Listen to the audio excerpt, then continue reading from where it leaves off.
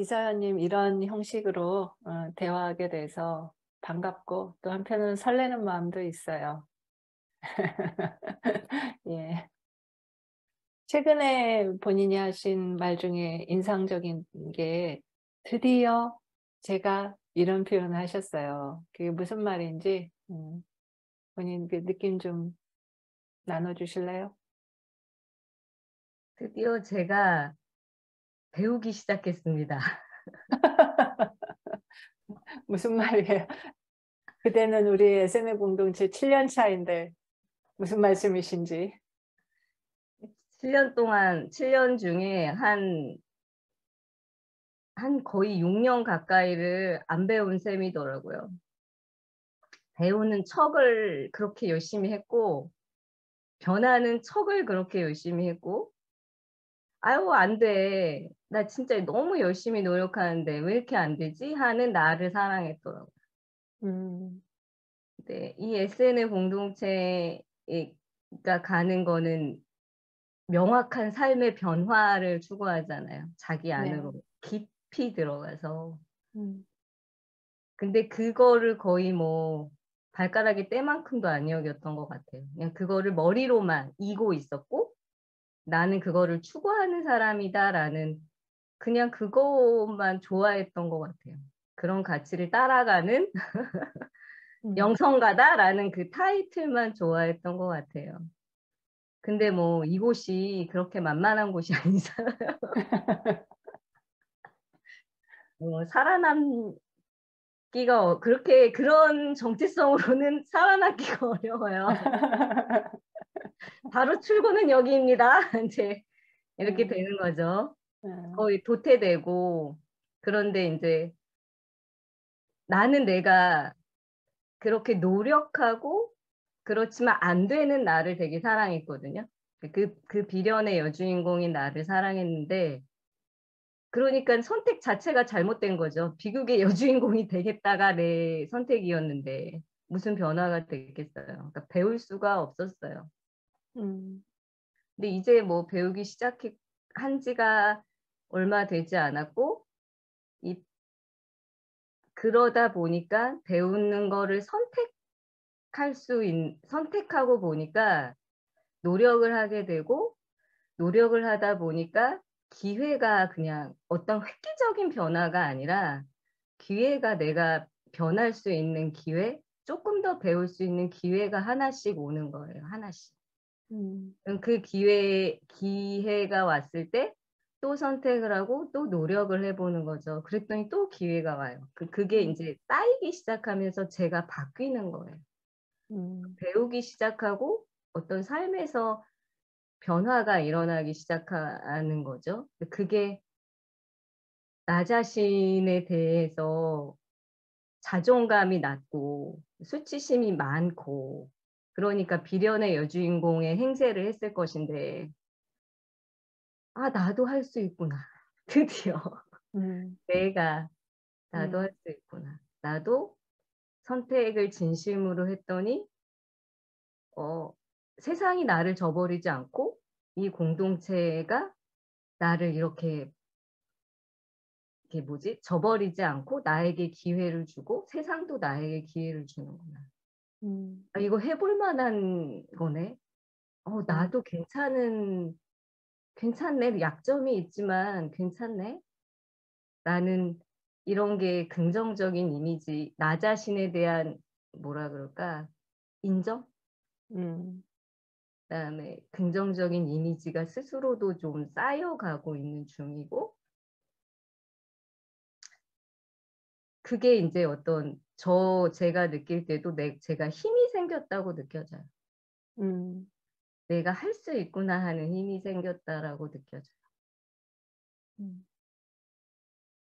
저도 서현님을 오랫동안 지켜보고 동행하면서 어려웠던 지점인 것 같아요. 굉장히 열심히 하고 착한데 그리고 또 어떤 면에서는 아는 것도 많고 비상한 면도 있는데 계속 같은 패턴이 반복되는 것.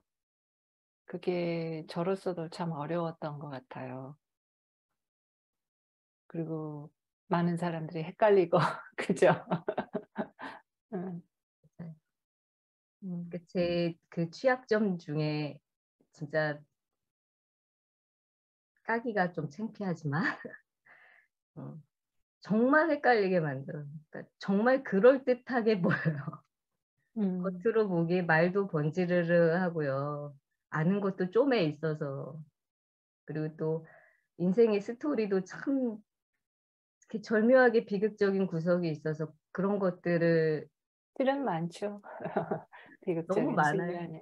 예. 예. 그러니까 뭐 음 열심히 진짜 하는 것처럼 보이고 잘하는 것처럼 보이고 어 겸손한 것처럼도 보이고 인제 이런 측면이 있었던 것 같아요. 음. 다 그 까놓고 얘기하면 사기꾼 기질이 있습니다. 그렇지만 또 실제 치유나 영성을 삶의 1 순위에 놓고 긴 시간 살아온 것도 사실이고 그런 자기 자신에 대해서 알고도 속고 모르고도 속는 그런 면이 누구한테나 있는 것 같아요. 그죠?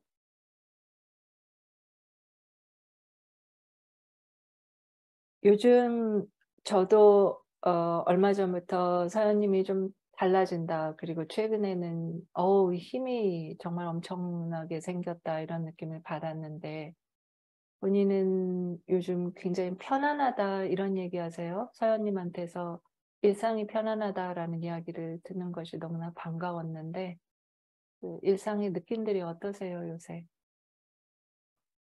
음. 그러니까 행복한 순간들 그냥 기쁜 순간들이 이렇게 생기는 것 같아요.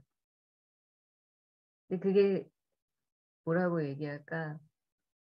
그러니까 예전에는 제 이렇게 비극성 이렇게 감정이 결핍감, 그다음에 '내가 부적절하다.'라는 느낌, 긴장, 불안 이제 이런 게 지금도 사실은 거의 내 감정의 주된 판이죠, 판.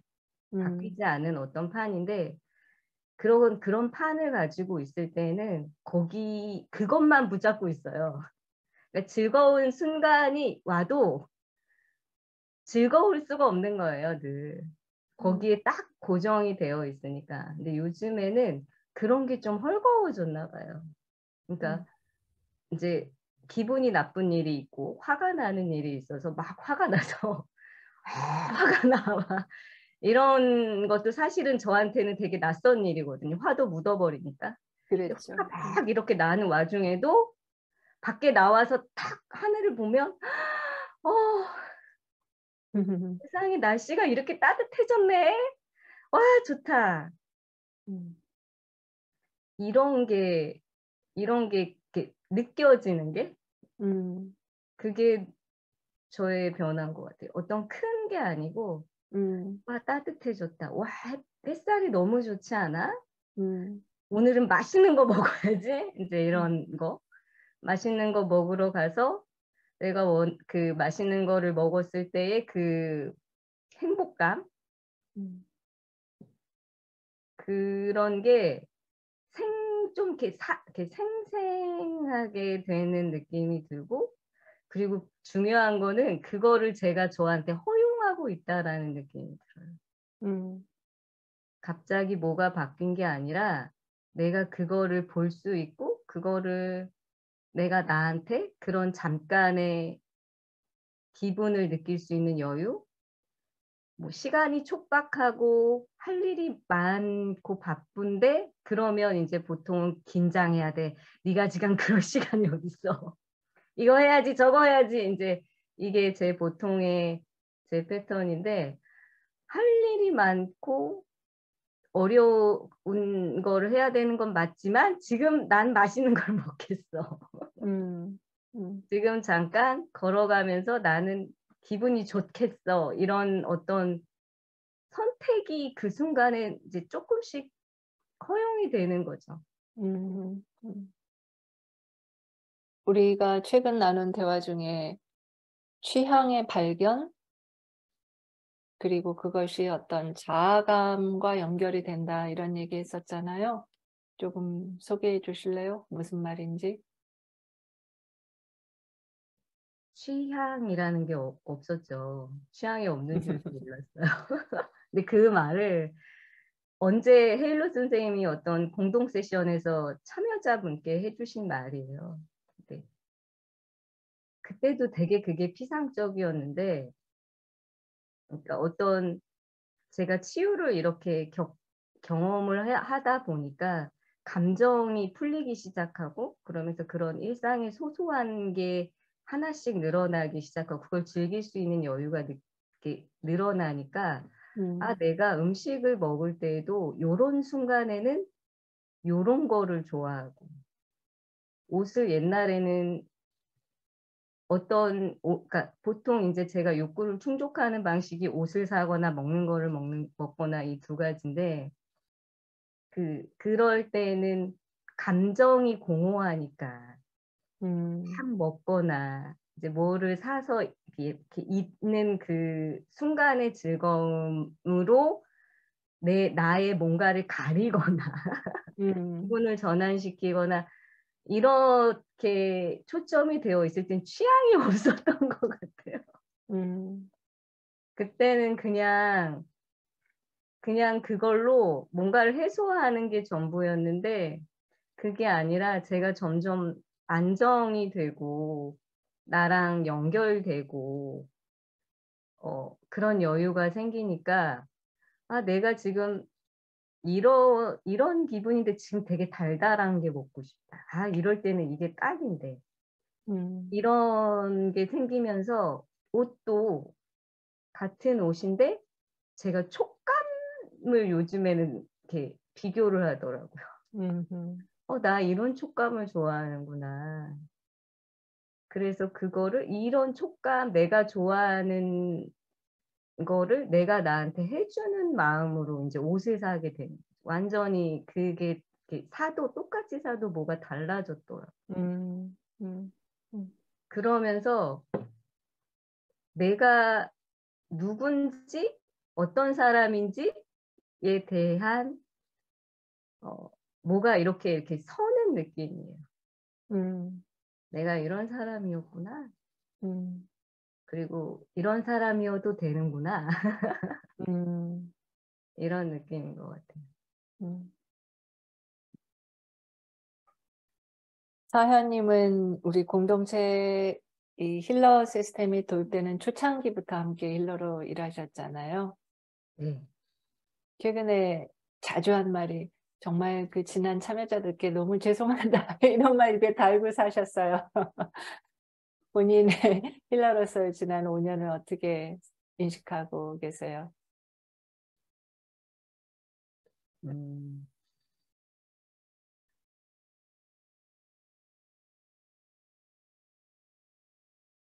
뭐라 그럴까? 힐링스쿨에 참여자로 온다는 거는 되게 간절한 마음을 가지고 오는 거잖아요. 그렇죠. 그런데 그 간절함에 대해서 그 중심이 나한테 있었던 것 같아요. 참여자의 어떤 최고 최선이나 그분은 뭘 원하고 어떤 사람인지에 굉장히 집중을 해서 그 우주를 열고 같이 동행하는 작업이라는 거인데, 저는 그 힐러 역할을 한 나 자신을 좋아했던 것 같아요. 공감을 하려고 노력하는 나 자신을 더 좋아했던 것 같아요. 노력하는 나 자신을 더 좋아했던 것 같아요. 그거를 인정 욕구, 자아 도취가 있는 거죠. 되게 심하게 있는 건데 그게 전부는 물론 아니죠. 그 순간에 나는 최선을 다한 어떤 부분이 있는데 나의 자아 도취와 그런 나를 그렇게 그런 역할을 하는 나한테 더 초점이 맞춰 있었기 때문에 최종적으로는 참여자의 진짜 어떤 핵심적인 감정이라든지 그 삶을 이해하고 공감하려고 하는 데에 간절하게 닿지 못했어요.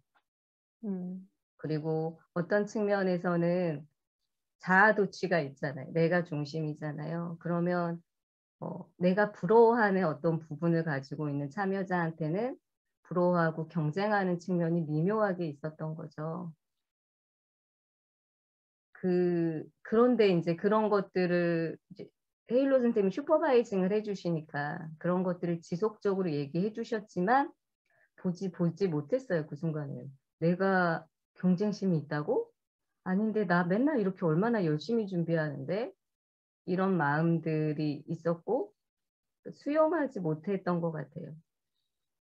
나 자신을 그러니까 진짜로 이렇게 뭘 하고 있는지를 잘 몰랐죠. 근데 그것에 대해서 중요한 건 나는 그래도 되는데 그 피해를 고스란히 참여자분이 당하신 거죠.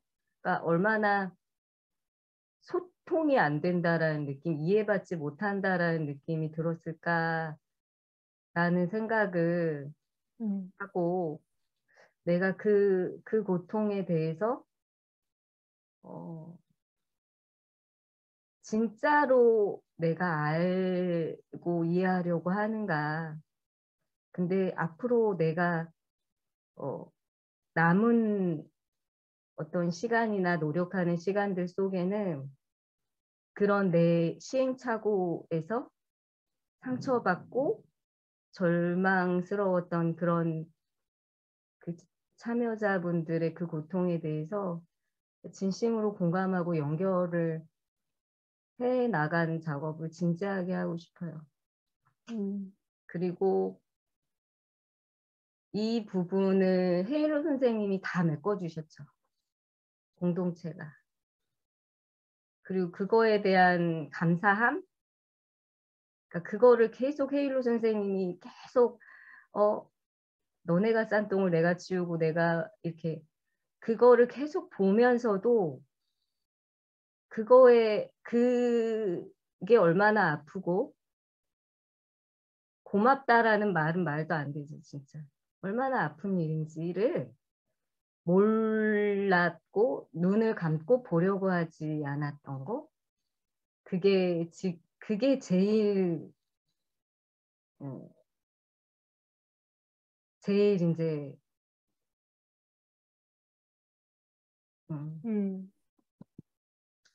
힐러가 그렇게 노력하고 공감하려 애쓰는 자기 자신한테 몰입되어서 사실상 참여자의 세계를 진실로 깊이 동행하지 못한다 이렇게 말씀을 하셨는데 그랬을 때 그 힐링스쿨 과정을 마친 참여자들께 어떤 영향이 나타났다고 생각하세요? 상당히 많은 분들을 만나셨잖아요. 이 안에서 힐러로서. 그럴 때 본인의 핵심적인 고통에 가닿지 못하는 거죠.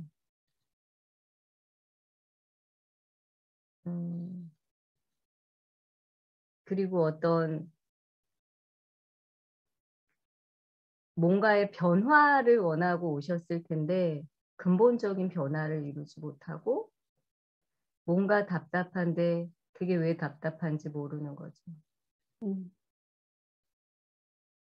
그리고 제가 어떤 핵심적인 거를 같이 공감에 들어가면서 그거를 적극적으로 이렇게 도전하는 역할을 하나도 못했기 때문에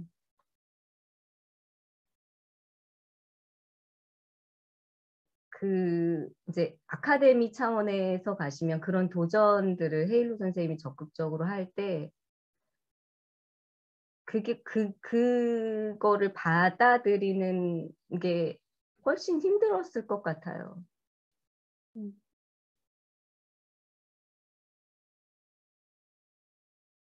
예, 그런 점이 저도 반복해서 많이 느꼈었어요. 예. 힐링 스쿨 과정에서 그 깊은 전환의 순간들, 그걸 위한 소통과 동행의 경험들, 이런 순간들이 없으면은 아카데미에 오셨을 때 마치 힐링 스쿨 내가 처음 하는 것 같은, 그러니까 아카데미 본연의 목적과 힐링 스쿨 기초 과정 다시 하는 것 같은, 이게 병행되는 그런 좀 고달픔이 고단함이 있었네요. 그런데 요즘 서연님이 그 지점에 대해서 굉장한 변화, 의지, 그리고 세밀한 노력과 정성, 파워, 이런 것들을 발휘하고 있다라는 느낌이 들어서 그 부분이 너무 반가웠고, 새롭게 변화하는 마스터 일러스 채널에서 인터뷰를 시도하는데 서연님을 초대하고 싶었던 이유이기도 해요. 그 지난한 노력과 시행착오, 그리고 드디어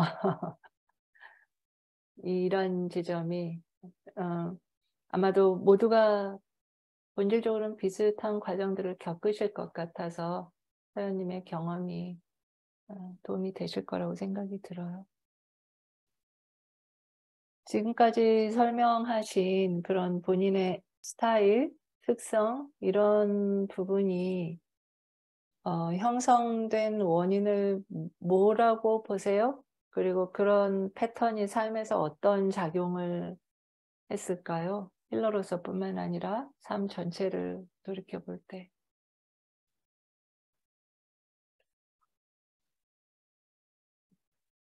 그러니까 저를 바라보는 그때그때에 따라서 저 자신에 대한 이해도 되게 달라지는 것 같아요. 음. 요즘은 제가 좀 편안해진 상태여가지고 근데 이제 저 자신에 대한 과거도 좀 느낌이 바뀐 것 같아요. 그렇죠. 현재가 달라지면 과거가 달라 보이죠? 근데 자연스럽게. 이제 그냥 냉정하게 얘기하면 저는 되게 수치심이 많은 사람이에요.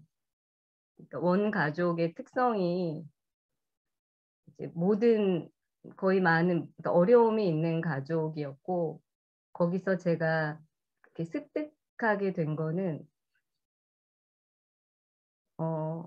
내가 되게 쓸모없는 사람이라는 거였거든요. 되게 음. 이기적이고 쓸모없고 이런 사람이다라는 거를 끊임없이 이렇게 거의 세뇌를 당한 것 같아요. 특히 이제 아버지한테 많이 혼나면서. 그리고 이제 엄마는 많이 아프고 집은 어렵고 막 이런 상황이니까 어, 상상 속에서 살았어요, 많이. 음. 나의 본 모습이나 그러니까 내 본 가정이 너무 창피하니까. 그리고 나는 이렇게 가치가 없는 무가치한 사람이니까 상상 속에 많이 살았어요. 상상 속에서 내가 괜찮은 사람이잖아요. 음음. 그리고 그 상상 속에 있는 스토리를 사랑했는데 그 스토리가 그냥 신데렐라 스토리, 콩쥐팥쥐 스토리.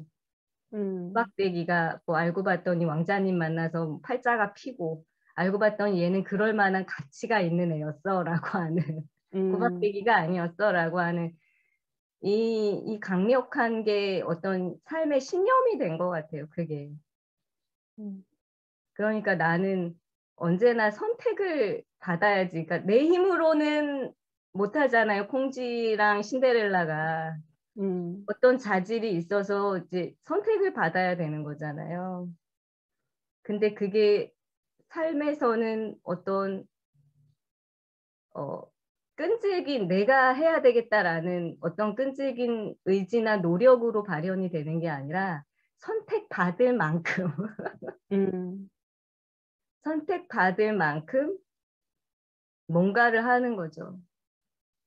그리고 그 선택받을 만큼 뭔가를 한다라는 것 자체가 연기잖아요.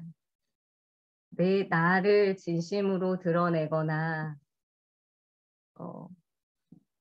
그런 게 아니고 나라는 사람은 너무 창피한 사람이니까 그럴듯하게 포장해서 선택받을 수 있을 만큼만 노력하고 그 허약한 걸로 소통하고 그 허약한 힘만 기르고 나머지 힘은 내 수치심을 가리거나 뭐 이런 데 쓰는 거죠. 서연님의 개인사를 비교적 잘 알고 있는 제 입장에서 지금 이야기를 들으면 그 어린아이가 그렇게라도 하지 않으면 과연 살아남을 수 있었을까? 그 어린아이의 필사적인 방어 기제였을지도 모르겠다, 그런 생각이 들어요. 들으시는 분들 입장에서 특이한 사람이 내가 아니라 그렇게라도 살아남아서 그렇게 애쓰고 살고 있구나, 그런 느낌이 전달되었으면 좋겠는데, 혹시 가능하시다면 본인의 가족사를 조금 설명해 주실 수 있는지, 불편하시면 뭐 이 정도로도 충분하니까 넘어가고요. 이 질문지를 미리 받았잖아요. 네. 그래가지고 그거를 이렇게 내 가족사를 이렇게 보니까 되게 중요한 지점이 있더라고요. 아빠가 어떤 사람인가, 엄마가 어떤 사람인가, 거기서 나는 어떤 역할을 했는가가 되게 명백하게 내 삶에 진짜 큰 영향을 미쳤는데,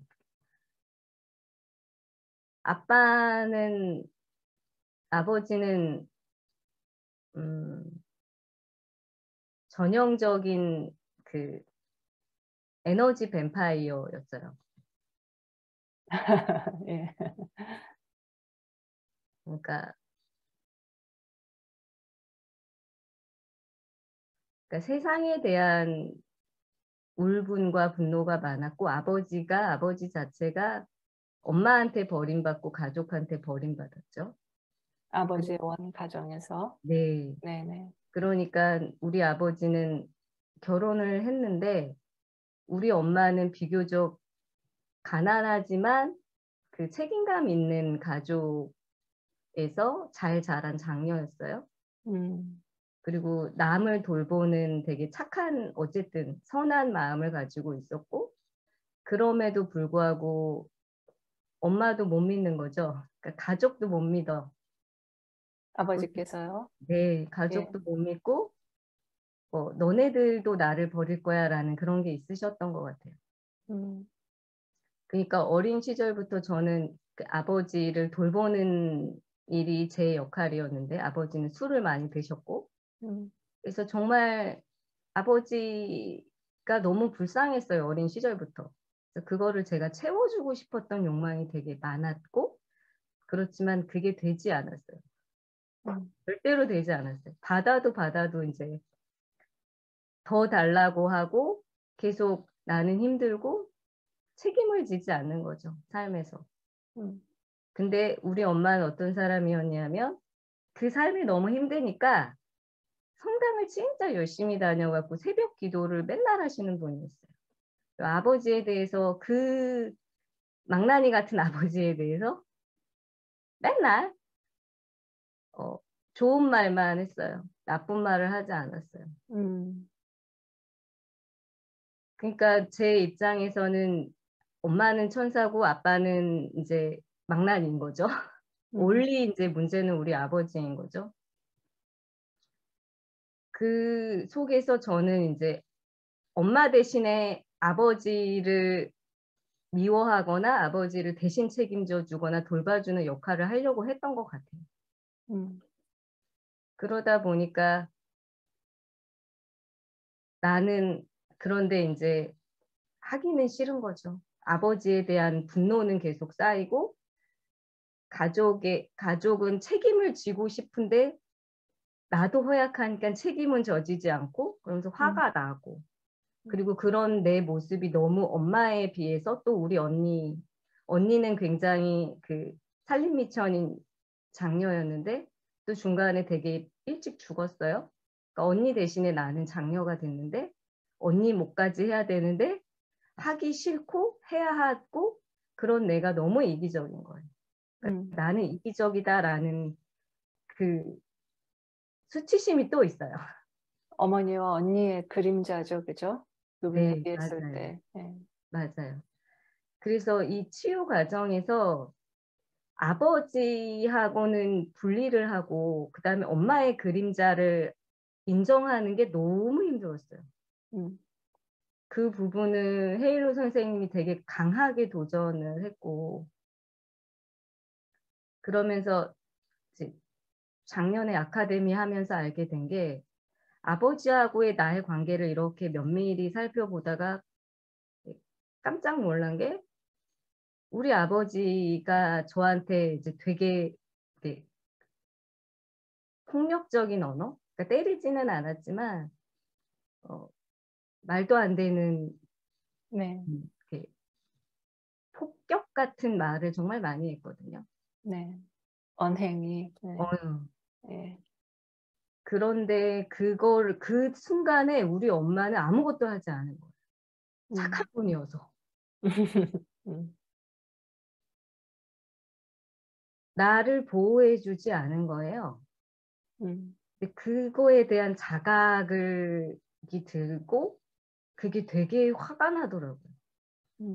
입장을 바꿔서 만약에 내 새끼한테 남편이란 작자가 그렇게 했으면 내가 어떻게 했을까를 생각해 보니까 너무 화가 나는 거예요.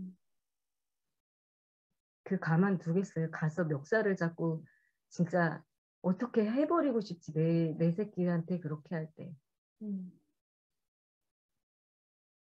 그거를 제가 못 받았더라고요.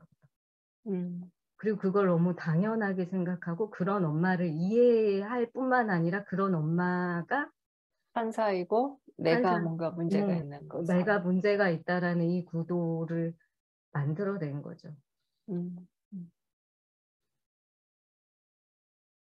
그래요.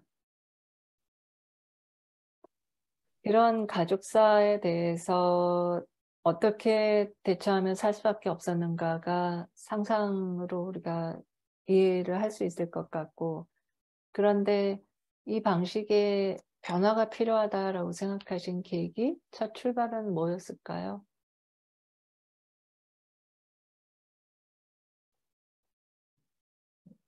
표면적인 출발은 헤일로 선생님의 가이드였고요. 그 가이드를 제가 수용할 수 있었던 건 제 감정이었던 것 같아요. 그러니까 엄마는 돌아가셨죠. 그리고 뭐 동생도 나약하죠. 그 동생이 감당하기엔 아버지는 진짜 문제가 많죠. 그건 당연히 내가 책임져야 되는 내 몫이라고 생각했지만 너무 하기가 싫죠, 사실은. 화가 나고.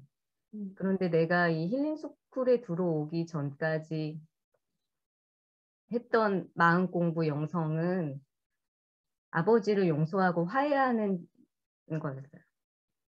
그리고 그 용서와 화해를 통해서 제 안에 있는 어떤 사랑을 발견한 것도 사실이고 네. 아버지에 대한 깊은 사랑과 감사와 이해를 가졌던 것도 사실이고 노연한 것도 사실이죠.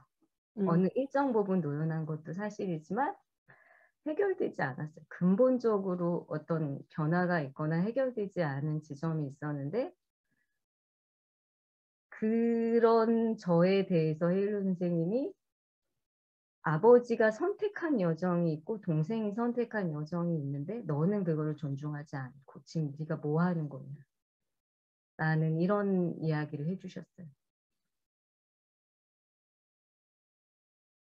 그리고 그 분리를 이제 하기 시작했죠. 그리고 결정적인 건 제가 우리 아버지를 모시고 살려고 막 준비를 하고 있었어요. 집 알아보고. 우리 아버지가 이제 치매 초기가 오기 시작하고 이래가지고 동생은 독립시키고 아버지는 내가 모시고 살고 이러려고 하던 찰나였던 거죠. 근데 우리 아버지가 죽어도 저랑은 또 안 산다고 해주셨어요. 왜냐하면 제가 만만한 딸이 아닌 거예요. 이놈의 딸이. 쟤랑 살다가는 저 술도 못 먹게 하고 쟤 이렇게 된 거죠. 그러니까 그 옳다쿠나 하고 이제 그게 맞아 떨어지면서 분리를 했는데 정말 가슴 깊은 곳에서 좋더라고요.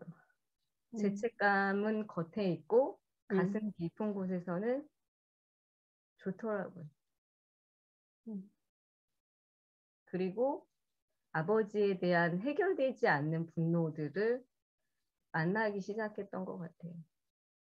그러면서 나는 착한 딸도 아니고 아버지에 대한 감사와 사랑도 있지만 아직 해결되지 않은 미움도 있고 그래도 괜찮다라는 걸 조금씩 받아들이기 시작한 것 같아요. 네. 그 몇 년의 시간 끝에 이제 최근에 아버님이 세상을 떠나셨잖아요. 그런데 약하다라고 생각했던 동생의 역할, 또 아버님의 이 지상에서의 마지막 몇 년에 대해서 새롭게 이해하게 되셨던 것 같아요. 어떠셨어요? 내가 아니면 누가 우리 아버지를 책임지랴. 내가 아니면 우리 동생을 어떻게 도와주랴. 막 이런 환상 속에 있었는데 사실은 하기 싫었던 거거든요. 그리고 노은 몇 년이 있었던 건데 제가 놓으니까 제 동생이 우리 아버지를 책임을 지더라고요. 그 전까지 이렇게 되게 무기력한 동생이었는데 음. 누나 그늘에 가려서 네. 누나가 워낙 카리스마가 있으니까 근데 누나가 시키는 대로 하고. 누나가 시키는 대로 하고 이제 네. 이런 동생이었는데 아버지를 케어하는 역할을 동생이 하기 시작했어요. 누나는 걱정하지 말라고 얘기하고 누나도 힘든 거 잘 안다라는 이런 이해를 해주면서 전담 마크 했어요. 아버지를 같이 살지는 않았지만 그리고 이제 아버지가 치매가 있으시니까 요양보호사를 이제 컨택을 해가지고 이제 했는데 또 너무 잘 만났어요. 요양보호사도 너무 잘 만나고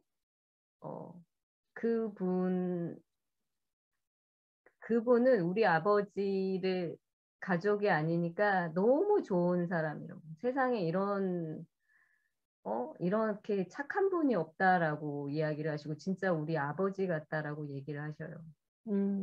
그러면서 잘 지내신 거죠. 그 말년을 나하고 동생이 가면 억하심정이 많아가지고 보통은 이제 좋은 소리 못하고 이제 헤어지고 그러는데 그리고 우리 아버지는 평생 아무것도 안 하고 돌봄받고 싶어 하셨거든요. 왜냐하면 네. 아기 때 그걸 못 받았어요. 그걸 너무 받고 싶었는데 그걸 못하고 계속 책임지는 가장 역할을 해야 되는 게 얼마나 힘드셨겠어요. 근데 진짜 비로소 이렇게 치매를 아주 또 깊이는 안 걸리셨거든요. 네. 그러니까 그 상태에서 진짜 아기처럼 돌봄받는 경험을 하신 거죠. 본인이 원하시던 아들로부터 네, 그리고 네, 제3자로부터 억하심정이 제3자로. 없으신 제3자로부터 네,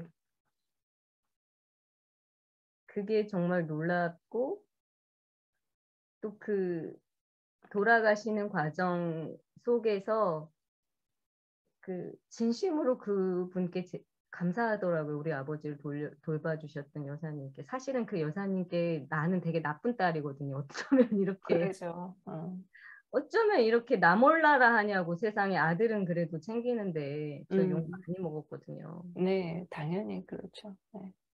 그게 되게 껄끄러웠는데 이제 아버지가 갑자기 아프시면서 제가 당연히 가족된 도리로서 제가 책임져야 되니까 그러면서 너무 감사한 마음이 올라와서 너무 진심으로 감사드린다라고 말씀을 드렸더니 그분의 태도가 이렇게 완전히 바뀌어서 아버지 돌아가시는 그거를 되게 잘 모든 거를 다 도와주셨어요.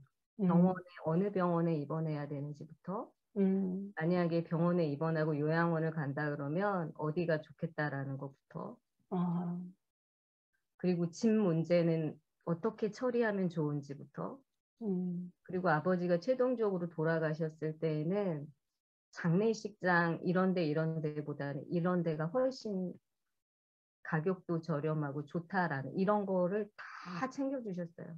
와우.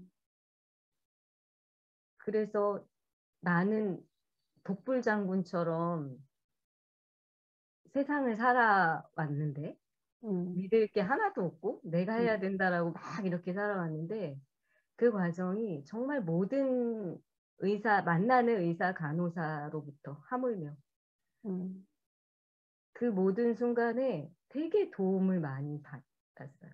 음, 음, 그래서 야, 내가 혼자가 아니구나를, 그리고 이게 진짜 감사하구나. 우리 음, 아버지가 이 세상과 사람들의 이 도움과 사랑 속에 가시고 내가 그 혜택을 내가 받는 네. 이런 걸 느꼈어요. 저도 그 얘기 전해 들을 때 아버님께서 우리 서연님한테 귀한 선물 남기시고 인연을 정리하시네, 그런 좀 감동적인 느낌이 있었어요. 물론 딸의 도리, 자식의 도리, 가족의 도리로서는 우리가 애매모호한 부분을 남겨놓지만 존재한 존재를 영적 여정이라는 측면에서는 저도 굉장히 많은 거를 느꼈던 것 같아요.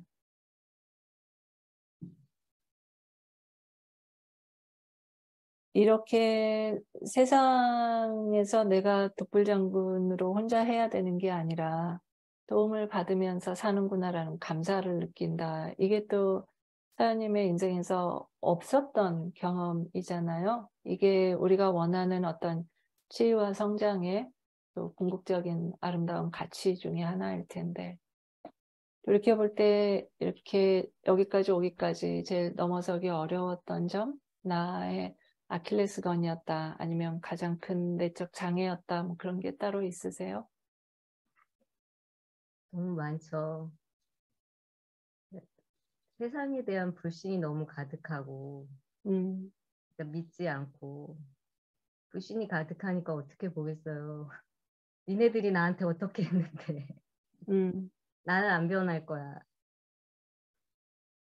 그 되게 저항하고 맞서는데 온 힘을 사실은 기울였죠. 음, 음, 근데 겉으로는 열심히 하는 척을 하면서 안으로는 그런 분노가 음, 있었고 그 분노가 결국엔 나를 배우지 못하게 했어요. 그러니까 배우는 상태가 되기까지 시간이 너무 오래 걸렸어요. 음, 음, 음. 나는 안 할 테니 세상 니네가 바뀌어 막 이런 거죠. 음.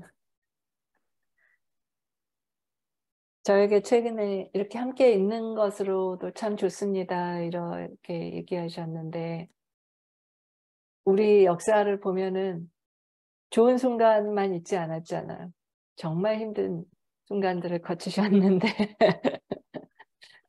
돌아보면 어떠세요? 헤일로의 7년. 피차 우리가 서로 지긋지긋한 애증의 관계인데 돌아보면 아유, 너무 감사드려요. 진상 꼴을 그냥 꼴을 다 보시고 진짜 진상 꼴을 다 보시고 손을 놓지 않으시고 똑같은 치유 원리로 차별하지 않고 똑같이 매 순간 동행해 주신 거에 대해서. 그리고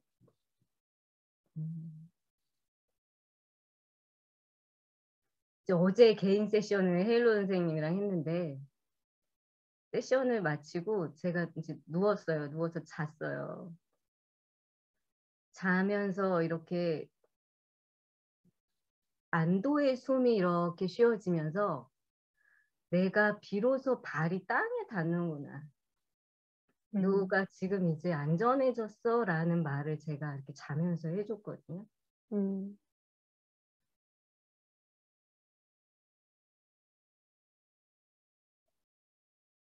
그러니까 느낌이 물에 빠져서 엄청 허우적대는 거죠. 그 두렵고 무섭고 그리고 빠지지 않으려고 매 순간 너무 애쓰면서 계속 헤엄치고 있는데 비로소 땅이 이렇게 만져진 느낌? 그리고 그게 가슴으로 느껴지면서 아, 내가 집에 돌아왔구나라는 느낌이 들었어요. 그 집이 이제 뭐라고 설명할 수 없는데 그냥 내 안에 뭔가랑 연결된 그런 느낌인데 여기에 오기까지 SNL 공동체 헤일로 선생님과의 그 관계에서 제가 반복적으로 확인했던 게 드디어 쌓여서 그리고 내가 어떤 선택을 해서 이렇게 일어난 것 같아요. 그러니까 욕 많이 먹고 많이 혼났죠. 헤일로 선생님을 욕쟁이로 만든 장본인 중에 뭐 한 분이시죠? 한 명이에요. 제가 지분이 좀 있어요.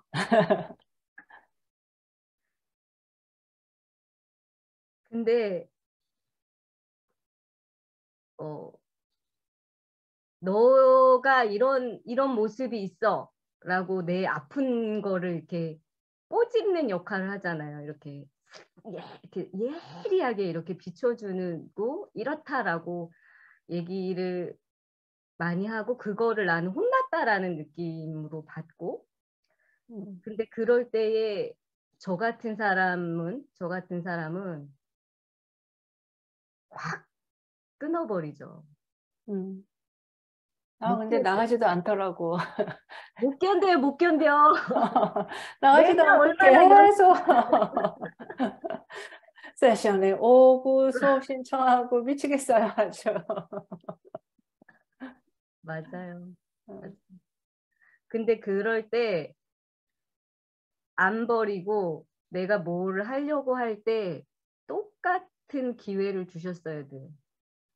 너는 그런 면이 우리가 그러잖아요. 사회에서는 야, 너 괜찮은 애인 줄 알았는데 알고 보면 이런 애였네. 야, 진짜 이러면서 관계가 끊어지거나 버림받는 느낌을 받거나 그러잖아요.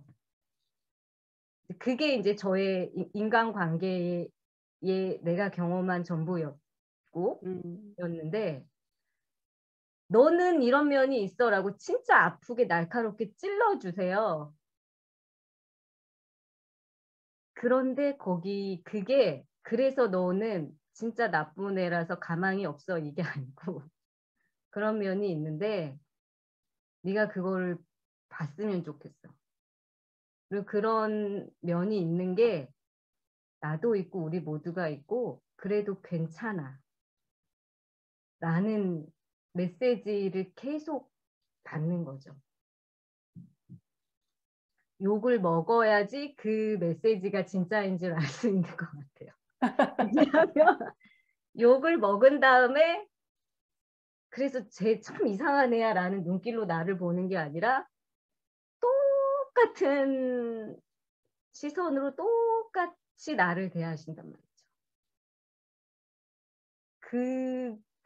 그 경험이 한 번 가지고 안 되잖아요. 그게 쌓이면서 내가 배우기로 했을 때에 드디어 저거는 뭐지? 헤일로 선생님이 나를 대하는 저 방식은 뭐지? 하고 보겠다라고 볼 수 있는 힘이 생긴 것 같아요. 장사꾼의 방식이죠. 제가 김치찌개 장사 비유하면서 그분들은 찌개값만 주면 무조건 정성껏 끓여낸다. 맞아요. 그 존엄한 장사꾼의 그 정체성이 있더라고요. 제가 이렇게 관찰을 해보니까. 그러니까 이제 저게 뭐지 하고 보기 시작하니까 달리 보여요. 그전엔 나를 공격한다라고 느꼈고 거봐 너도 내가 지금 문제가 있다라고 하고 나를 공격하고 나를 버릴 거지? 이런 데에서 한 발 좀 떨어져서 이렇게 유심히 보니까 다른 사람한테도 똑같이 하시잖아요. 나한테만 그렇게 하는 게 아니잖아요. 나한테 할 때는 공격받는 걸로 보이는데 다른 분의 가이드 하는 거 이렇게 보니까 똑같이 당신의 이런 점이 있어요. 이걸 보세요. 라고 똑같이 하는데 그게 달리 보이더라고요. 어떻게 그리고 당신은 이런 점이 있는데 이 점을 나는 도전해 보고 싶고 만났으면 좋겠고 이거를 바꾸는 건 어렵지만 당신이 이런 방법을 쓰면은 바뀔 수 있다라고 그냥 쿨하게 제안하는 어떤 한 장면을 목격했어요. 그때 아, 내가 받았던 게 저거구나. 혼나는 것 같지만 혼나지만 얘야 숟가락을 이렇게 들으면 더 잘 들어가. 그거 아니야. 그거 아니라니까? 라고 하는 혼나지 않고 어떻게 배워요. 근데 그거를 내가 받았구나. 그리고 나는 지금부터는 그거를 확 열고 난 완전 받아야겠다. 라는 생각을 했었고 이제 그러면서 더 많이 이렇게 관찰하면서 더 많이 흡수할 수 있었던 것 같아요. 지금 설명해 주신 방식이 사실은 모두가 지지할 수 있는 방식은 아닐 거고 위험성도 있을 것 같아요. 그런데 있죠. 그런데 서연님은 헤일러 선생님이 좋은 모습만 보였더라면 오히려 더 믿기 어려웠을 것 같다 이런 얘기 하셨잖아요. 네. 왜 그렇게 생각하세요? 좋은 모습만 보였으면 일단 저는 제가 하던 대로 좋은 패턴만 계속 했을 것 같아요. 내 깊은 어둠은 드러나지 않았을 것 같아요. 음. 근데 그 날카롭게 도전하시는 방식, 욕을 해서라도 너의 이런 거를 네가 좀 봐. 음. 라고 하는 그 방식을 통해서 억지로 드러나기도 했고 음. 그런데 그 다음이거든요. 음. 거기까지만 보면 굉장히 위험한 방식이에요. 음. 거기까지만 보면. 음. 그런데 그 다음에 제가 경험한 아까 말씀드렸던 누구나 그래. 그리고 그거는 빛과 어둠이 똑같아. 너의 장점이나 단점이나 똑같고 그거를 똑같이 보는 헤이로 선생님의 시선, 그 관점, 그 에너지 장 이거를 계속 경험해야 되는 거거든요. 그거를 통해서 나도 내 안의 어둠과 나의 장점을 똑같이 볼 수 있는 힘이 생겨요. 이 음. 과정이 없으면 인간이 자기 존재를 어떻게 깊이 이해하고 사랑할 수 있겠어요. 그렇게 욕하는 것 속에서도 존중을 느끼고 사랑을 느껴요라는 말을 저뿐만 아니고 정말 많은 사람들이 해요. 사랑에 정말 여러 가지 얼굴이 있잖아요. 그리고 고정돼 있는 건 없잖아요. 나의 장점이 이 순간에는 단점이 되고 나의 어둠이 이게 좀 더 잘 이렇게 정제가 되면 확 장점으로 또 바뀌고 그 기본적인 치유의 원리를 우리가 정말 어디서도 보편적으로 듣는 말이잖아요. 네. 그런데 그거를 체화하려면 이런 방식이 있어야 되더라고요.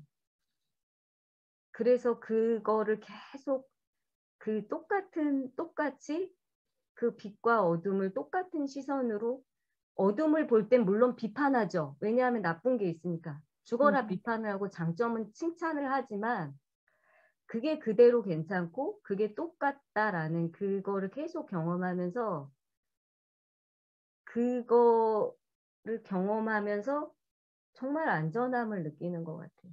그리고 그거를 그러니까 지난번 아카데미 시간에 제가 느낀 건데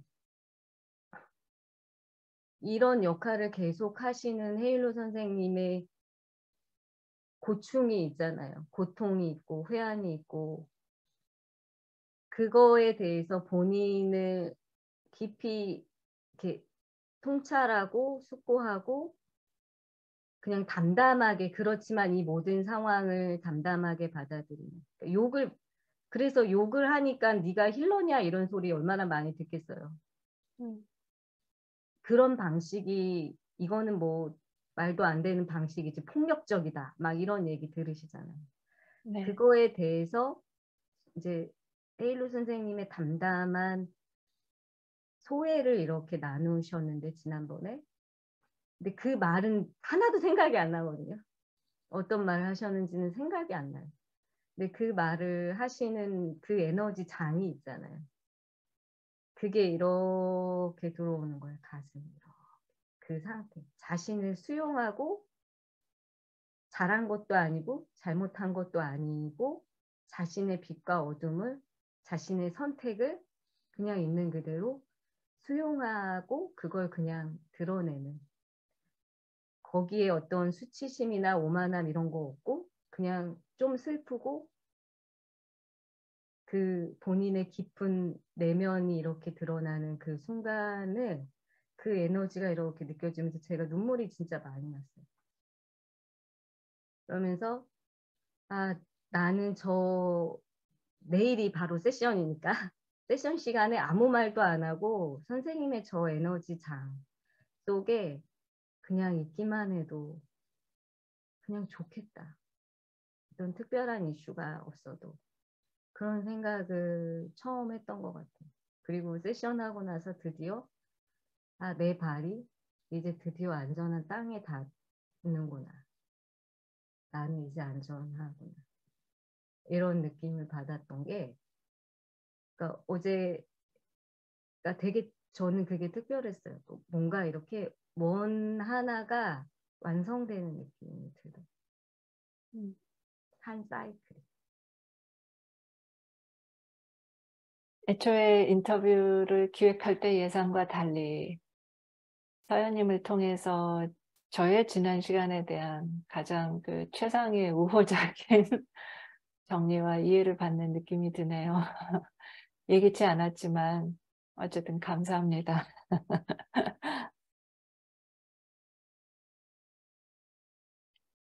또 어떤 일각에서는 그런 우려가 있으시잖아요. 치유라는 이름으로 왜 지난 역사, 특히 가족사의 아픈 부분을 후벼 파서 그렇게 상처를 부추기느냐 이렇게 또 시선도 있을 수 있잖아요.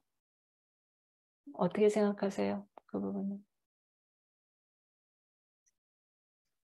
모든 게 되게 입체적인 것 같아요. 한 단면을 보면 그 말이 되게 옳아요. 음. 근데 그냥 저는 제 경험밖에 모르니까요. 저는 제 뭐 가족사가 뭐 하기가 제일 꼴보기 싫은 부분이고 지금도 내가 그걸 볼 힘이 생겼나 안 생겼나 계속 이러고 있는 중인데 중요한 거는 아버지의 삶을 보고 나는 거기서 어떤 역할을 하고 싶었고 돌보는 역할을 하고 싶었고 그리고 저렇게 살지 않겠다라고 정말 굳게 결심을 했는데 제가 성장을 선택하는 그 시점에서 제일 현타가 온 게 내가 아버지랑 똑같구나였거든요. 겉으로는 뭐 책임을 지고 이런 착한 딸로 살려고 했던 걸로 보이지만 속에서는 아버지처럼 누가 나를 책임져 줬어요. 그리고 제가 아버지를 받아도 엄마의 사랑을 모른다라고 얘기했는데 제가 딱 그랬던 거예요. 받아도 헤일로 선생님한테 공감, 경청, 지지를 저 세션 되게 많이 받았거든요. 네. 제일 많이 받은 사람 중에 한 명일 거예요. 그러니까 그게 왔을 거잖아요. 힐러의 공감, 경청, 지지를 분명히 받았을 텐데 계속 내가 하고 있었던 거는 나는 부족해. 그리고 나는 잘하지 않을 거야. 그러니까 너네가 나를 책임지란 말이야. 라는 돌림 노래를 계속 한 거죠.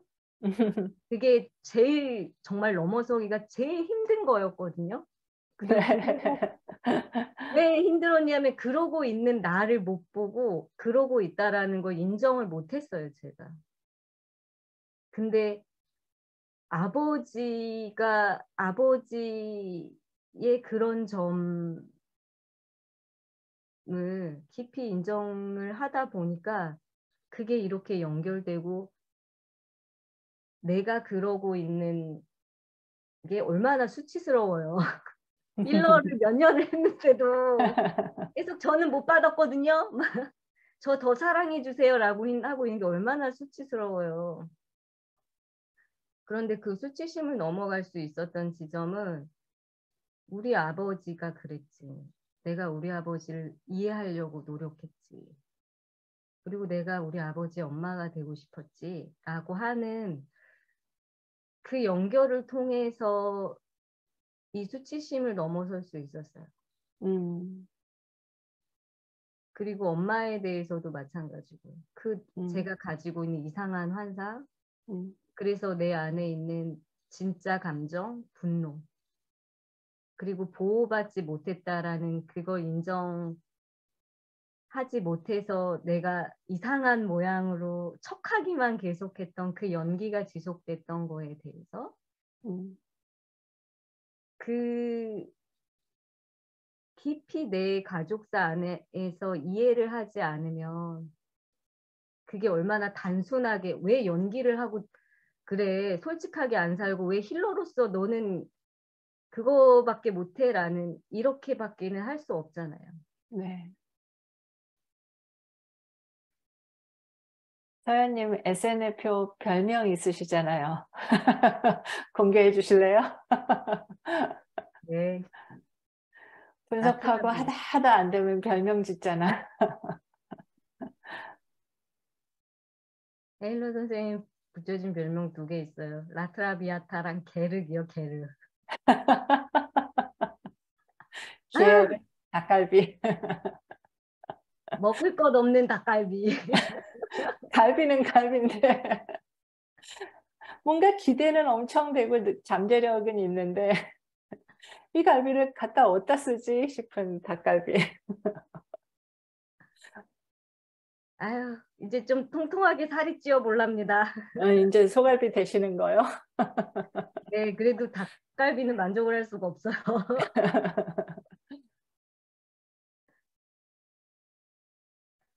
그 라트라비아타라고 하는 별명은 그거예요. 제가 계속 얘기했던 비련의 여주인공 코스프레를 계속하면서 그 라트라비아타가 오페라 가수인가? 아니 저기 무슨 무인가 가수인가 그렇대요.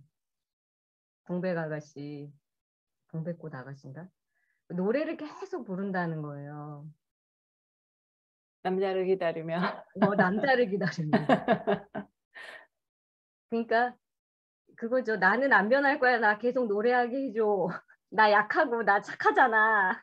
빨리 나를 선택해줘.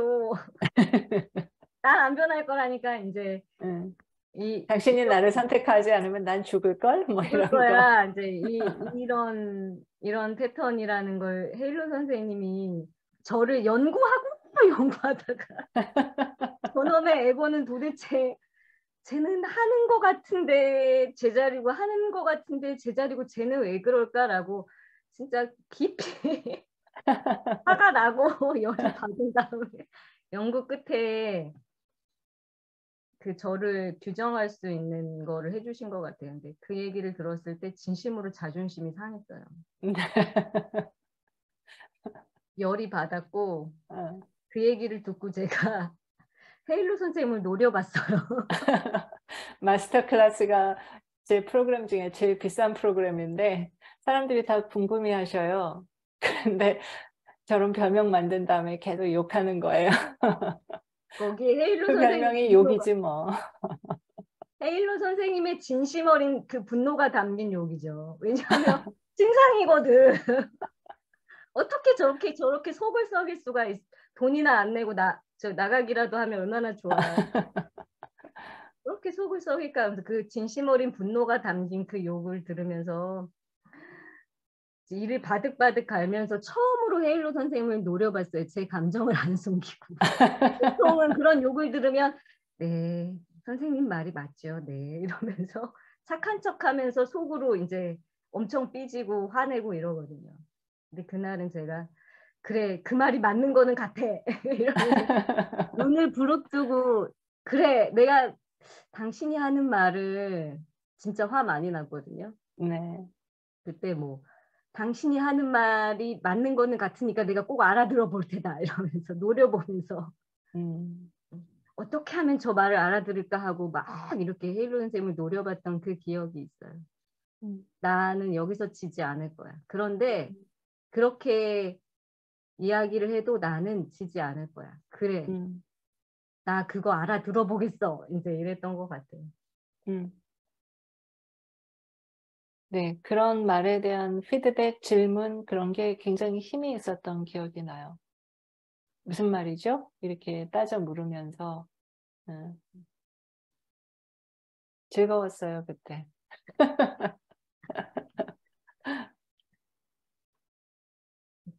본인에게, 사연님에게 SNL 공동체가 무슨 의미다라고 뭐 한마디로 정의할 수 있어요? 그냥 누가 확대 가족이라는 표현을 쓰셨더라고요. 음, 근데 그게 되게 와닿았어요. 근데 내가 선택한 확대 가족이라고 저는 얘기하고 싶어요. 내가 선택한 음, 이 방식이 내가 맞다고 생각하는. 그리고 전 그 아이가 자라는 과정에서 거울이 필요하잖아요. 음, 그리고 친절한 가르침과 그 본을 보여주는 부모나 형제가 필요한 거잖아요. 그거를 통해서 우리는 배우잖아요. 음, 행동과 말과 이런 거를 보고 배우잖아요. 근데 여기서는 이 치열하게 자기 안으로 들어가서 변화를 이끌어내는 이 방식을 추구하는 수많은 동료들이 그 방식대로 걸어가는 모습을 보여줘요. 제가 그 모습을 보고 저렇게 하는 거구나. 저렇게 힘든데 어떻게 저거를 저렇게 넘어섰을까? 그게 깊은 감동이 있잖아요. 그 경험 공유가 주는 그거를 보면서 아, 나도 할 수 있구나. 저럴 때 저렇게 하는 거구나. 아, 저게 내 모습이구나. 음, 라는 그거를 통해서 배우는 거죠. 음, 그러니까 이게 내가 어린 시절에 마땅히 그렇게 그런 방식으로 양육 받았어야 하는 그거를 여기서 하는 거죠.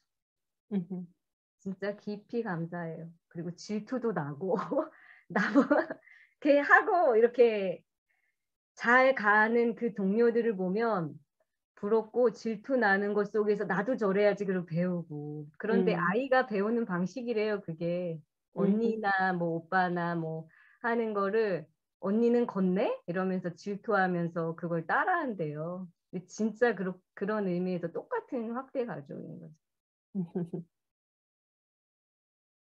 주희님은 지금까지 얘기에 대해서 서연님께 질문이나 또 코멘트, 소감 있으세요?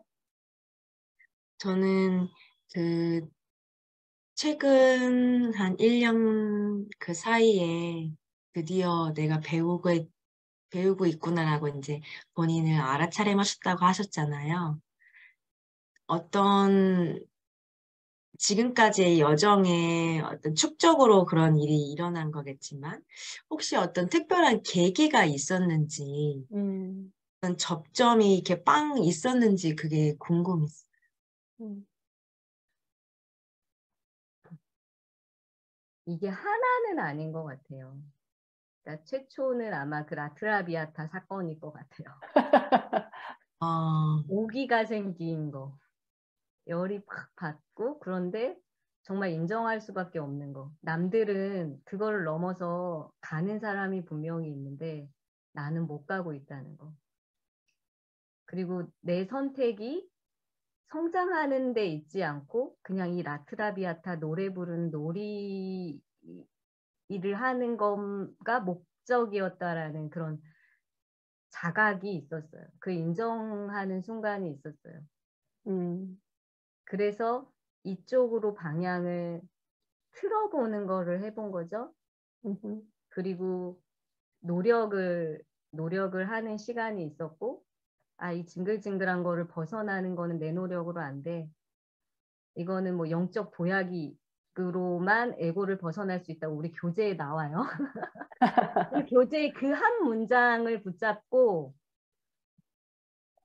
내가 머리로 하려는 모든 노력이 무력화됐거든요. 사실은 그때까지.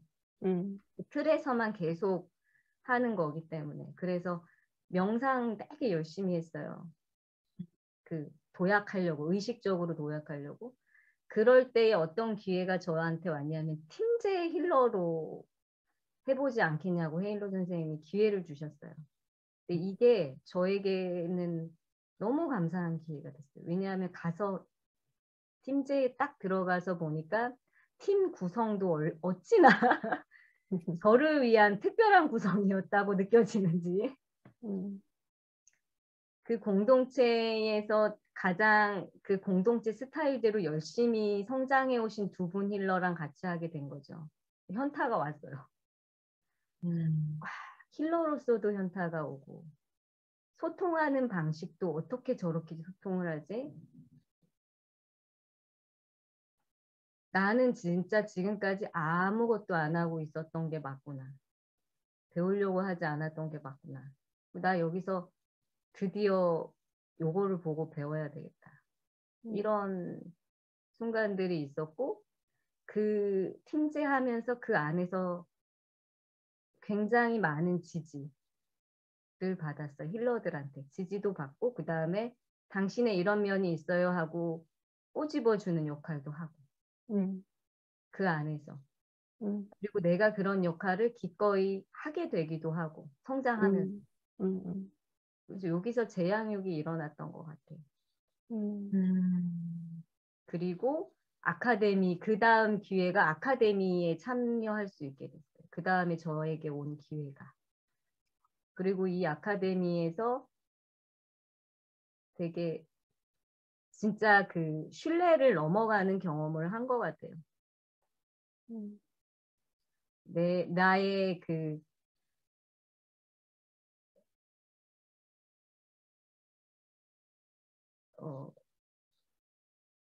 이번 아카데미가 되게 특별한 아카데미라고 헤일로 선생님도 얘기를 하시는데 그러니까 팀으로 돌아가면서 어떤 수업 주제를 발표를 계속해요. 그런 방식으로 이렇게 하죠.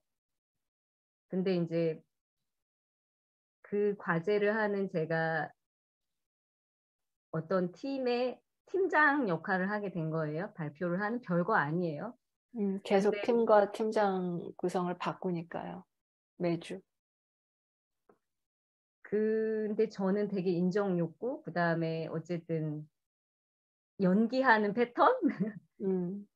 그리고 내가 이거를 이끌어 간다라고 하는 이런 패턴, 뭔가를 보여줘야 한다라는 이런 게 되게 심하게 있는데 이제 그걸 열심히 팀원들이랑 발표를 준비한 다음에 발표를 하게 됐는데 그날 헤일로 선생님이 제 상태를 딱 보시고 나의 에고를 적나라하게 얘기해 주셨어요.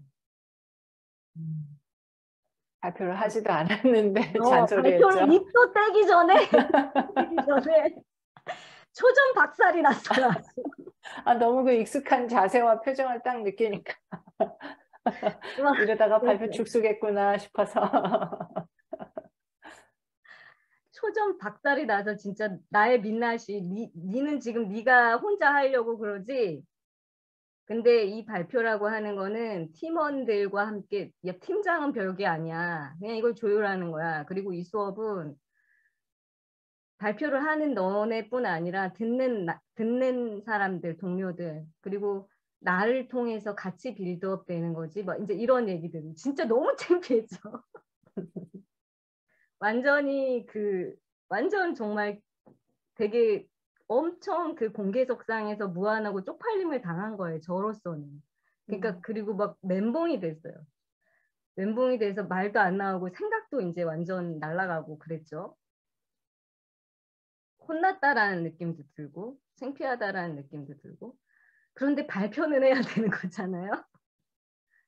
근데 그때 정말 그래도 괜찮지. 여기는 내가 그동안에 관찰해왔던 거에 따르면 안전한 곳이야.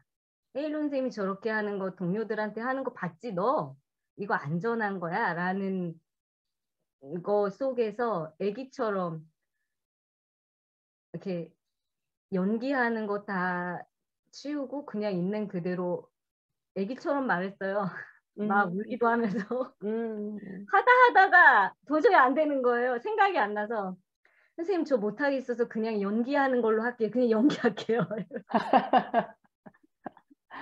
연기했다가 이랬는데 제가 그렇게 말을 한마디 한마디를 애기처럼 하고 말도 안 되는 말을 할 때 헤일로 선생님이 그래 이런 추임새를 훨씬 적극적으로 해주셨어요. 그날.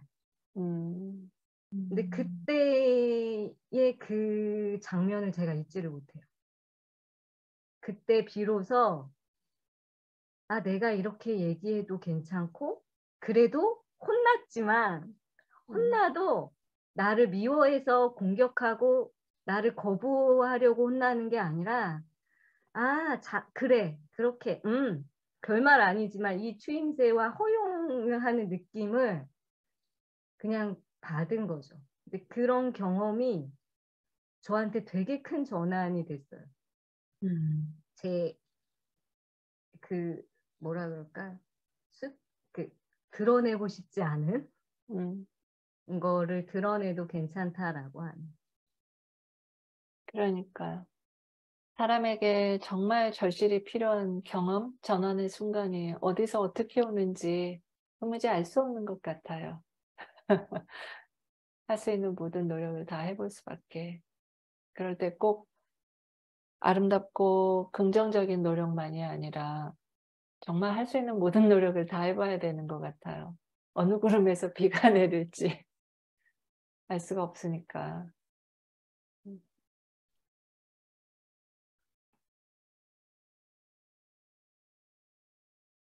제가 또 하나 질문해도 될까요? 물론이죠. 네.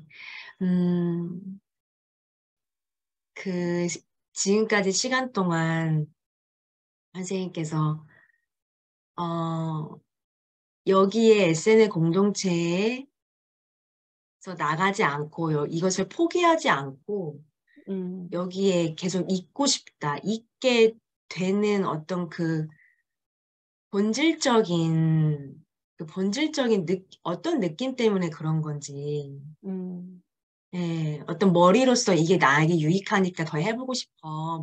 이런 거 말고, 깊은 그 안에서 무엇 때문에 여기에 계속 그 어려움과 그 부딪힘을, 애증을 겪으면서 포기하지 않고 계셨는지 궁금합니다. 그 깊은 게 제가 제일 창피했던 순간이 나는 성장을 선택하지 않았구나. SNA의 정체성과 맞지 않구나. 라고 생각했을 때에 그런데 내 깊은 곳에 에고적인 거 말고 여기에 있었던 이유가 있었겠다라는 주인님 말씀하신 그 지점이 저한테 위로가 됐어요. 그래도 내가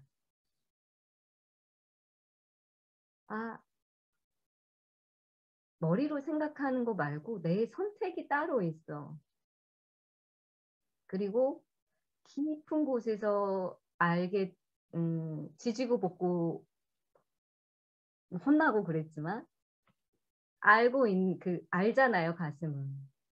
내가 그래도 존중받고 사랑받고 있다라는 거. 그 순간에 세션을 하거나 수업하고 있는 그 순간에 존중받고 사랑받는다라는 느낌을 가슴 깊이는 알고 있는 거예요. 이건 누구나 아는 거라고 생각해요. 그리고 내 선택이 내 이해 너머에 있더라고요. 내 머리로 하는 이해 너머에. 그거를 믿어보는 거죠. 그거를 믿으라고 배웠잖아요. 우리는 또 믿어보는 거죠. 어, 주희님 왜 하면서 끄덕이세요. 규명하기 너무 어렵지만 그 깊은 곳에서 그래도 있고 싶다.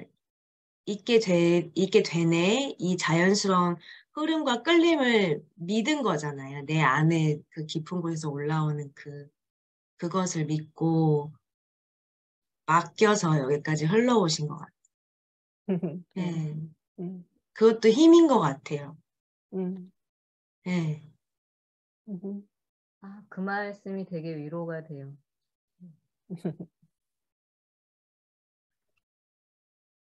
SNL 공동체의 여러 어떤 기능들이 있잖아요.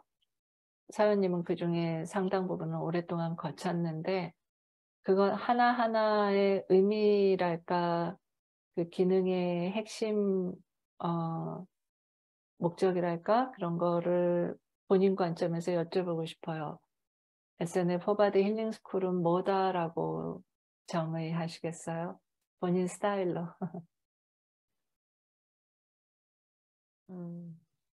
되게 뭐 한마디로 얘기할 수 없을 것 같아요. 그때그때 이해도 되게 달라지는데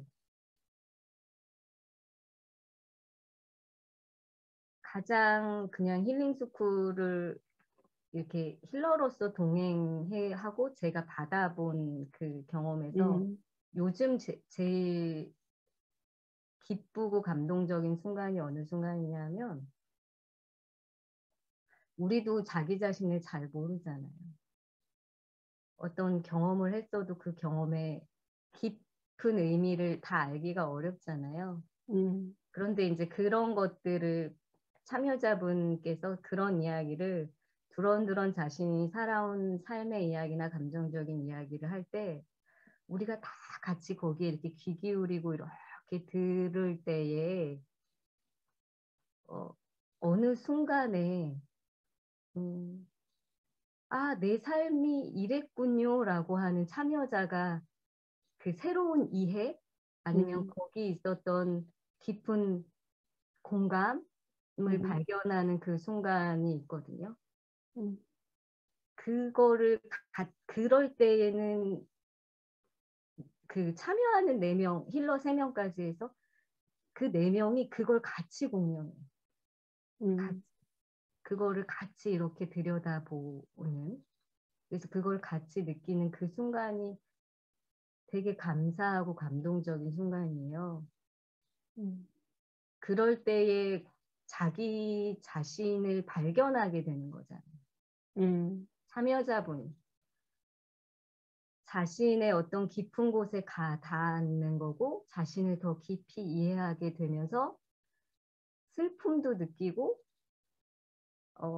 고통도 느끼지만 그렇지만 그 뭐랄까 그래도 괜찮다라는 걸 수용하는 그 모든 게 있는 그런 순간이거든요. 저는 이게 치유의 되게 중요한 경험적인 핵심이라고 생각해요. 네. 그리고 그런 게 쌓여야지만 치유는 사실은 나를 깊이 이해하고 그러면서 더 깊은 사랑을 배우고 그 자신에 대한 깊은 이해와 사랑을 바탕으로 유능해지고 세상을 네. 바라보는 관점이 바뀌는 그런 과정이잖아요. 그래서 힐링 스쿨은 그 역할을 하는 것 같아요. 우리가 한 명이 내가 내 하늘을 그냥 이렇게 바라볼 때는 그냥 하늘인데 넷이서 이렇게 그 하늘을 뚫어지게 바라보는 그 속에 일어나는 역동과 깊은 공감과 함께함이 있거든요. 그거를 동행하는 작업인 것 같아요. 그거를 다른 말로 얘기하면 재양육이라고 러프하게 얘기할 수 있는데 그 재양육도 이 깊은 결들이 되게 다른 것 같아요. 이 결들이 아주 스펙트럼이 넓고 다양할 거라고 저는 생각하고 제가 발견한 것도 그 중에 일부일 거고 계속 경험치가 늘어날 거고 것 같아요. 그 경험치의 최대치는 아마 헤일로 선생님이 가지고 계시지 않을까. 그런 소리 하면 곤란합니다. 그렇지 않습니다. 저도 저 자신의 경험치만 가지고 있죠. 아니, 그 많이 만난 수만큼. 네, 세월만큼 수만큼, 저도 조금 숫자만큼. 확장은 되겠죠. 그 치유를 통해 유능해진다 이런 표현을 좀 전에 쓰셨는데 통상 치유 공동체, 영성 공동체에 대한 가장 큰 우려가 어떤 특정 가치에 너무 과몰입하면서 현실을 도외시하고 무책임해지고 때로는 삶의 위험을 초래하지 않는가. 그런 사회적 우려가 있고 또 주변에서도 종종 보지 않습니까? 서현님은 어떻게 생각하세요? 그 우려에 저도 동의해요.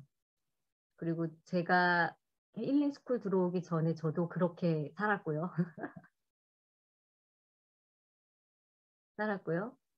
그래서 힐링 스쿨이나 SNA의 방식이 되게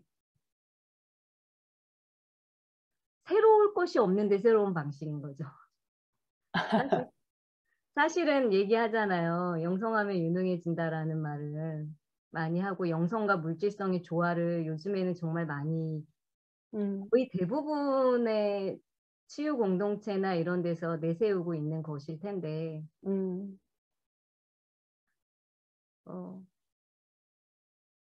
치유를 한다라는 건 제가 아까 말씀드렸다시피 나를 깊이 이해하고 사랑하는 방식이잖아요. 그러면 반드시 관계가 바뀌어요. 그렇죠? 내가 세상을 대하는 방식이 바뀌고 사람을 대하는 방식이 바뀌거든요. 그리고 삶을 대하는 태도가 바뀌어요. 더 진지해지고 더 심플해지고 그리고 어디에 집중해야 되는지를 잘 알게 되고 쓸데없이 씨름하는 보통 이제 감정적 씨름 우리가 되게 많이 하잖아요. 저항하는 그렇죠. 데 힘 많이 쓰고 그런 거를 치유를 통해서 그게 힘이 빠지는 거잖아요. 그러면 자기 일에 충실할 수 있는 그 힘이 되게 커지는 것 같아요.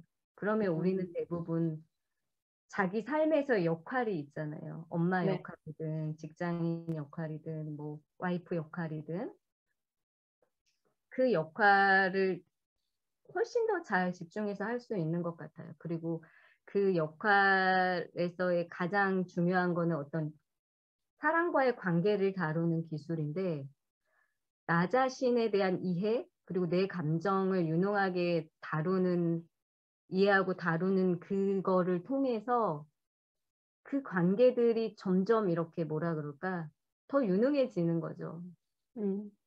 서현님 자신도 본인의 삶에서 그런 효능감을 느끼세요? 네, 효능감을 많이 느껴요. 음, 그리고 특히 이제 경계선에 대해서 우리가 배우잖아요. 네. 그게 직장 생활 하는 데서는 되게 아주 유용하고요. 이렇게 시선이 좁혀지고요. 좋은 의미에 좁혀진다는 거죠? 네, 그러니까 쓸데없이 막 이렇게 사방간대로 막 이렇게 왜 직장 생활하면서 이렇게 제가 흔히 했던 게 좋은 사람 되려고 직장에서 착한 사람으로 인정받으려고 직장에선 일 잘해야지 인정받는데 착한 사람이 되려고 이렇게 하는 게 제일 첫 번째 우선순위였던 것 같아요. 그거 다음에 일 이렇게 됐던 것 같아요. 근데 경계선은 이제 목적이 분명하죠. 직장에 들어오면 수익을 내고 내 역할을 다하고 그게 첫 번째 목적이야. 그걸로 관계도 그 목적에 맞게 관계를 하고 그다음에 쓸데없이 낭비를 안 한다라고 하는 거는 감정적인 낭비를 안 한다고 하는 건 난 이 역할만 하면 되니까 이 역할에서의 경계선이 있잖아요. 네. 그 경계선을 내가 뚜렷하게 지키면 돼요. 그러면 선택이 되게 분명해지더라고요. 네, 그리고 네, 뭘 배워야 하는지도 분명해지고, 네. 그리고 누구한테 배워야 하는지도 분명해지고. 사장님이 많이 변하신 지점 중에 하나라고 저도 느껴요. 예전에 직장 생활 할 때 사장님이랑 지금 너무나 달라요. 그 힐링스쿨 교재에 대해서 무궁무진한 가능성이 있다 이런 평가를 하셨어요. 왜 그렇게 판단하세요? 어떤 점들을? 많은 분들이 말씀하시는데 되게 실용적이거든요. 음, 그러니까 치유에 필요한 모든 개념이랑 그 다음에 실용적인 연습 방법이 다 나와 있어요. 그리고 쓸데없이 왜 우리 뭐 배우면 뭐 예를 들면 뭐 내면의 최면 뭐 이런 거를 배우기 시작하면 그게 왜 시작됐는지 어쨌는지 뭐 개론부터 쫙 배우잖아요. 그런데 그러니까 그거 하나하나 내면의 하나만으로 해도 굉장히 방대해요, 사실은. 음, 그런데 이거를 실용적으로 치유해 본 선생님의 경험이 만들어낸 교재이기 때문에 거기에서 딱 핵심적인 거, 그리고 딱 필요한 연습들, 그리고 되게 쉬운 것들, 그리고 아무것도 몰랐던 그 개념이 없는 사람들이 그냥 봐도 아, 나도 그런데 나는 그 공감이 되는 것들이 모아져 있는 게 교재거든요. 그렇다고 개념이 안 들어가 있지 않아요. 음, 그 개념은 헤일로 선생님의 언어로 정리되어 있는 경우가 많죠. 그 소개를 하는 되게 간단하게. 음, 그래서 A부터 Z까지 그 필요한 게 다 있는데 거기에 진짜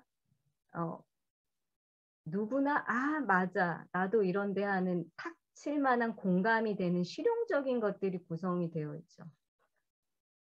그게 하나하나를 살펴놓고 보면 되게 깊이 방대하게 독립적으로도 연구할 수 있는 것들이 많고 섞어서 사용할 수 있는 것들이 많고 음, 그런 것 같아요. 음. 힐링스쿨이 28주 과정이고 꽤 그 기간이나 비용 등 진입 장벽이 좀 높은 프로그램이라고 저는 이제 판단하고 있는데 그 과정을 마치시고도 떠나지 않아서 제가 헤일로의 아카데미 해 가지고 또 같은 프로그램을 또 28주 반복하고 있어요. 그런데 많은 분들이 거기에 참여하기를 원하시고 사장님 같은 경우는 반복적으로 들으려고 하시잖아요. "아카데미가 뭐다."라고 말씀하시겠어요? 그냥 가장 그냥 크게는 아킬레스건을 작업할 수 있는 장인 것 같아요. 깨기 음. 힘든. 그리고 헤일로 선생님의 그런 독특한 도전을 경험할 수 있는 장이죠. 그 힐링 스쿨 과정은 그러니까 우리 아킬레스 그러니까 힘든 거 내가 지금까지 평생 붙잡고 살아온 어떤 패턴들이 있잖아요. 근데 그거는 이해받고 공감받고 지지받는 그 과정은 힐링 스쿨에서 해야 돼. 보통 하게 되죠. 음음. 그런 신뢰와 그러니까 지지와 이거를 바탕으로 아카데미 레벨에서는 이제는 그런 지지와 공감을 충분히 받으면 이게 근데 물론 편차는 당연히 있잖아요. 편차는 있지만 나를 똑바로 볼 수 있는 내 아픔이나 내 그림자를 직면할 수 있는 힘이 생기는 것 같아요. 음. 그런 그 힘을 바탕으로 더 깊은 도전을 헤일로 선생님이 하시는 장이고, 그리고 그게 동료들도 나처럼 똑같이 그거를 하고 있는 장이고, 넘어서기도 하고, 그거를, 그리고 헤일로 선생님이 다른 동료한테 어떻게 도전하는지를 보면서 내가 배우는 점이 있기도 하고, 그런 장이라고 생각해요. 그런데 이게 이제 한 10명 안팎으로 진행이 되는데, 그 개인적인 편차에 맞춰서 헤일로 선생님이 되게 세밀하게 설계를 한다라는 느낌이 들어요, 매번. 이 사람한테는 이런 방식, 이 사람에서는 이런 방식, 이 사람은 좀 더 내버려 두는 방식.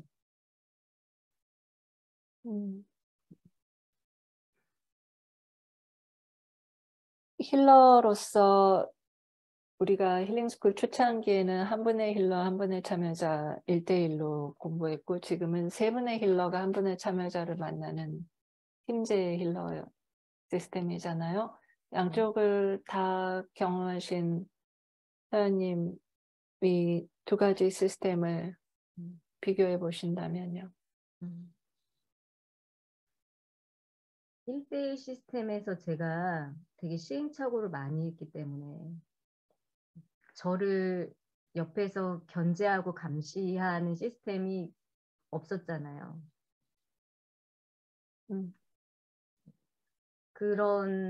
그래서 이제 뭐라 그럴까, 제 패턴대로 진행이 된 거죠. 참여자하고의 1대1 관계에서는.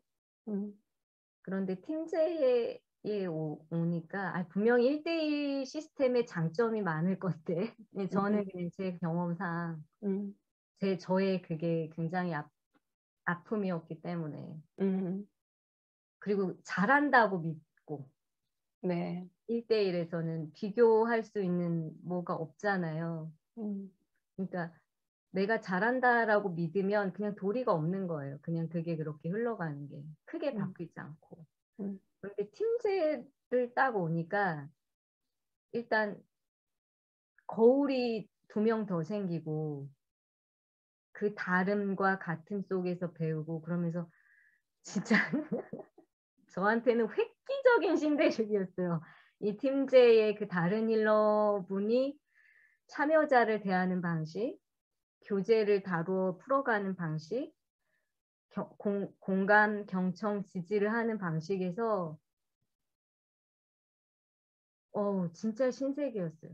그걸 하지 않았으면 내가 그거를 볼 수 있었을까? 내 주제 파악을 할 수 있었을까? 그거를 넘어서 이제 지금 2팀, 3팀 하면서는 우리가 계속 바뀌고 성장하잖아요. 근데 지금 제 성장 주제에 딱 맞는 스파링 파트너 힐러들이 딱 배치가 되어 있어요. 그게 진짜 돈 받고 장학금 받고 공부하는 거죠.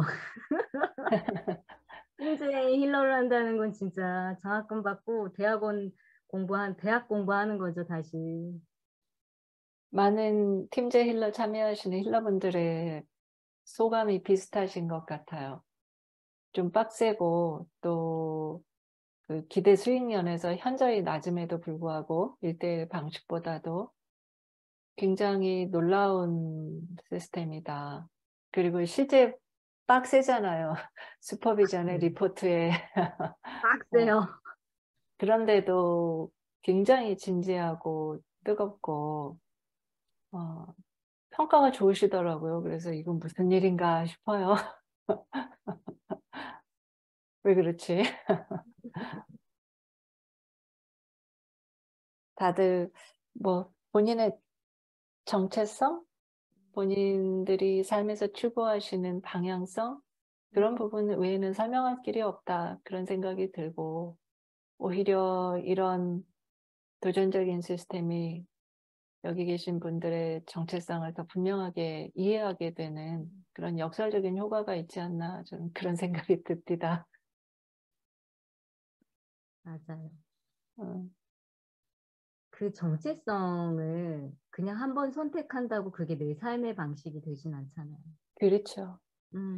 그 정체성을 계속 선택하고 행동하고 선택하고 행동하는 그 시간이 반드시 필요하잖아요. 그리고 네. 우리가 그 부분을 못해서 그 부분이 안 돼서 내 삶이 근본적으로 바뀌지 않았던 거거든요. 음, 그러니까 힐링 스쿨 28주 한다고 바뀌지 않는다라는 거 너무 잘 알고 네. 아카데미 한다고 바뀌지만 거기서의 변화도 또 어쨌든 한계가 있고 힐러를 하면서 가장 빡세게 그런 기회를 감사하게 받는 것 같아요.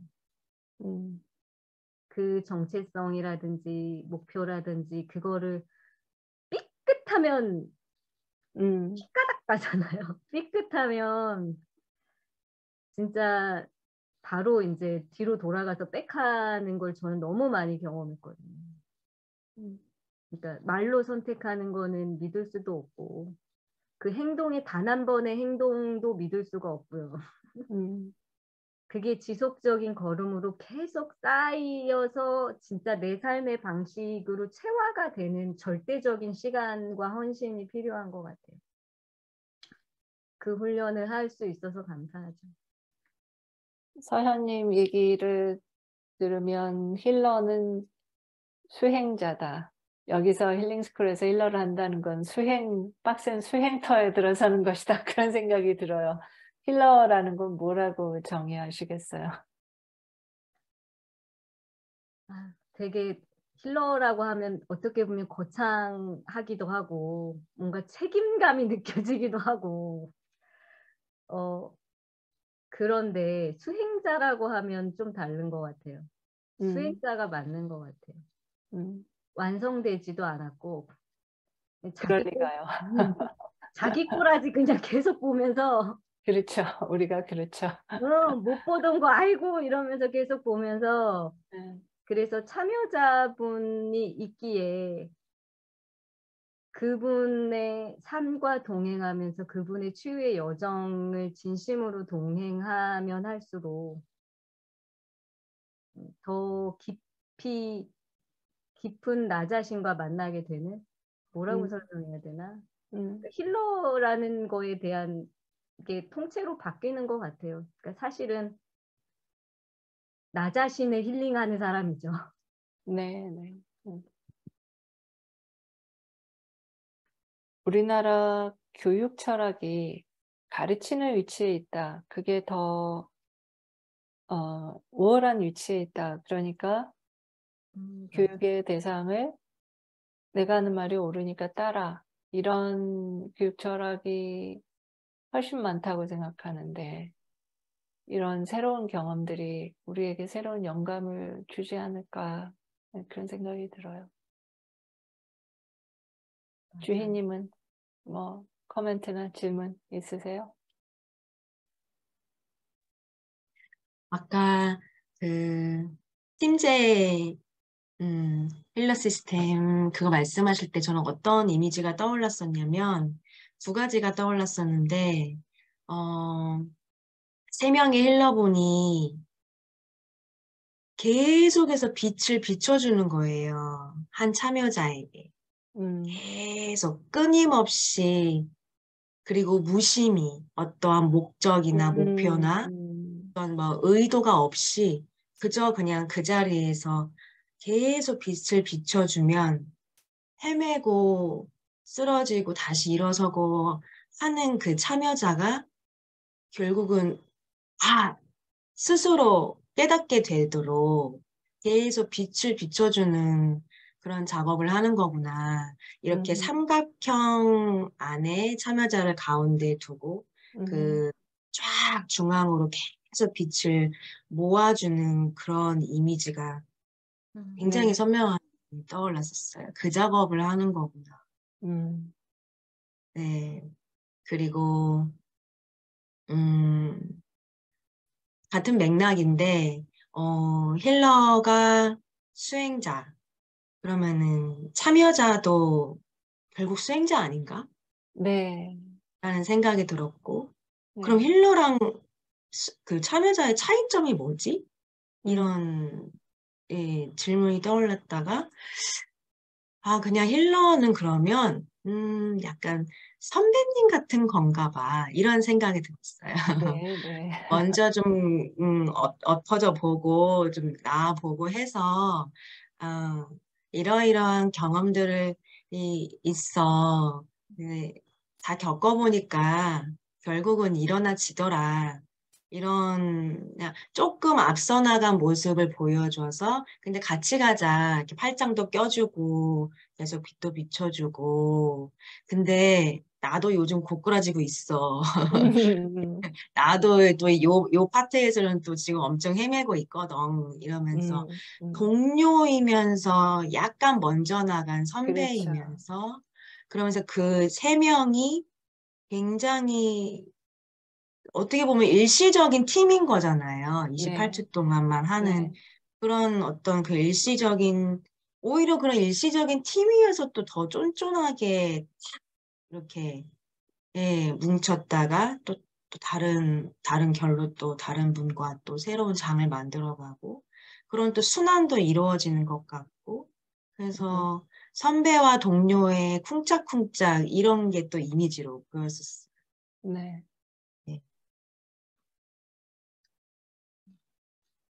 어떻게 생각해요, 서현님? 그 삼각형이라는 말이 그 제가 수업 준비할 때 이제 잠깐 명상하거나 할 때 제가 잘 떠오르는 이미지예요. 와, 우리가 다 같이 이렇게 있고 빛의 피라미드를 이루고 나 혼자 뭐 하는 게 아니라 이 장에서 일어나는 거다라는 그거를 다지면서 그 명상을 하는데 그거를 얘기해 주셔서 너무 놀라워요. 왜 그 제 사원소 있잖아요. 아, 그것처럼 아, 예, 이렇게 세 개로 삼각형이 있는데 결국은 하나가 더 돼야 완성이 되는데 그게 힐러 또 하나의 네 명의 힐러가 아니라 참여자가 있을 때 이게 맞아요. 완성이 되는 네, 예. 서로가 서로에게 너무나 필요한 존재. 네, 네, 네. 다들 맞아요. 그렇게 말씀을 하시는 것 같아요. 정말 아름답고 감사한 일이죠. 서현님은 요즘은 어떤 치유 주제에 집중할 예정이세요? 뭐 당면한 본인의 성장 주제 같은 거 있으세요? 요즘에 그 제가 위치성에서 어, 있는 그대로 딱 안 보고 나보다 이렇게 잘하는 것 같은 사람이나 높은 위치에 있는 사람이라고 느껴지면 제가 그 눈을 감고 그냥 밑에 이렇게 딱 깔고 들어가는 그런 패턴. 깔고 들어가는 패턴. 그 말은 이제 사실은 나보다 낮은 사람이 있으면 내가 위에 있겠다라는 패턴이거든요.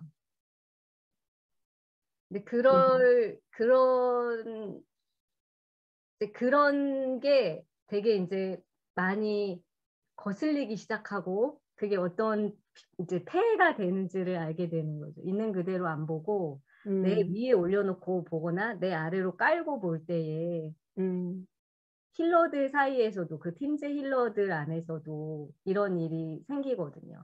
음, 음, 생겼을 때 서로 진짜로 그 우리는 있는 그대로 봐야지 이런 지점을 우리가 개선해야지 수업 시간이 이렇게 되게 뾰족하게 잘 되니까 음, 그걸 가감 없이 나눌 수 있어야 되는 거죠. 네, 근데 이 진실된 소통이 되려면 이 위치성에서 제가 벗어나야 되더라고요.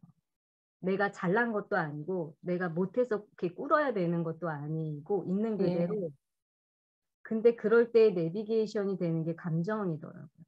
음, 내 패턴대로 하고 나니까 뭐가 찜찜한 거예요. 음, 뭐가 좀 되게 겸손하게 소통을 힐러들하고 잘한 것 같은데 배려를 내가 잘한 것 같은데 뭐가 찜찜해요. 보니까 배려한다라는 것 자체가 되게 웃기는 거예요. 내가 봐주는 거잖아요. 음, 그게 아니고 나는 당신의 이 부분이 불편했어요.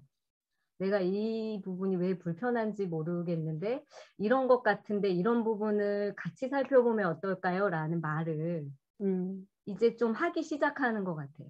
뭐 이런 소통이 지금은 살짝 이렇게 익숙하지는 않아서 네. 망설이고 숙고하고 이러면서 어렵게 말을 꺼내는데 예. 사실은 막상 얘기를 해보면 힐러분들도 저랑 똑같이 치열하게 성장하시는 분들이기 때문에 굉장히 빨리 예. 수용하세요.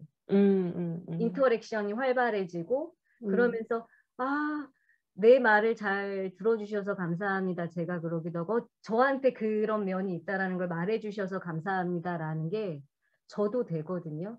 네. 이런 심플한 소통이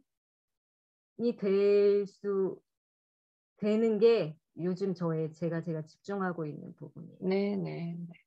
많은 힐러분들과 참여자분들이 그런 부분을 굉장히 과감하게 이 힘든 일인데 사실은 도전하시면서 연습하고 계시는 것 같더라고요.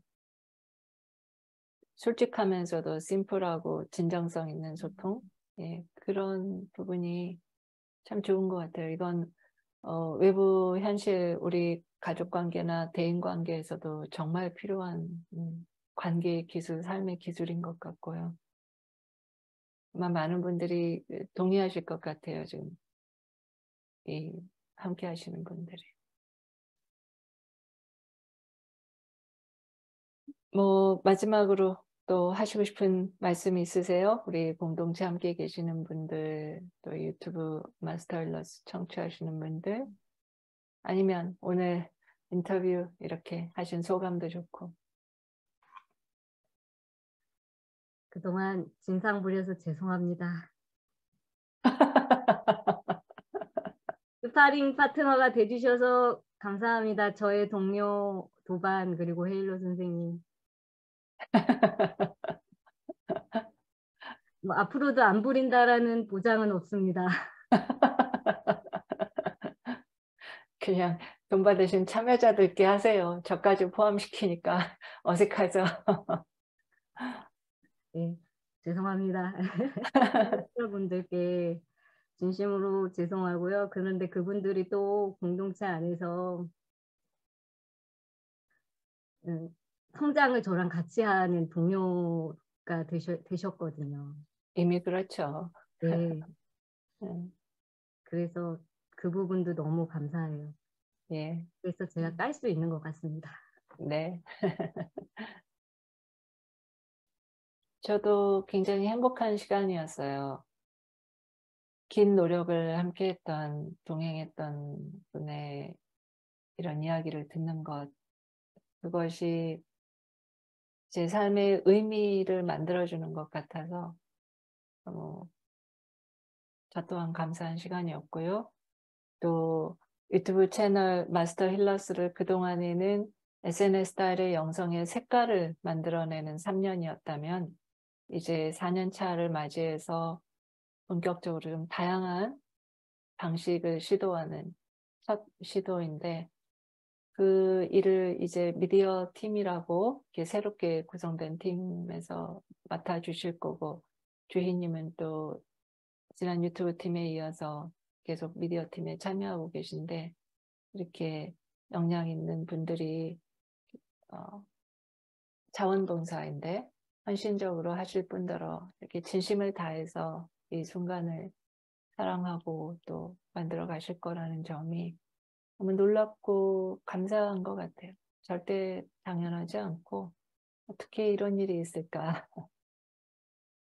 그리고 우리 셋의 대화, 인터뷰가 정말 살아있는 생생한 나눔이 되어서 정말 좋았습니다.